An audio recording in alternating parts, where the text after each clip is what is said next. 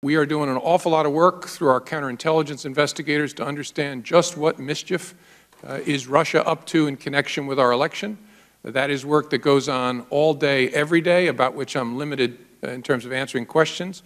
There have been a variety of scanning activities, which is a preamble for potential intrusion activities, as well as some attempted intrusions at voter registration databases beyond those we knew about in July and August. We are urging the states just to make sure that their deadbolts are thrown and their locks are on, and to get the best information they can from DHS, just to make sure their systems are secure. And again, these are the voter registration systems. This is very different than the vote system in the United States, which is very, very hard for someone to hack into because it's so clunky and dispersed. It's Mary and Fred putting a machine under the basketball hoop at the gym.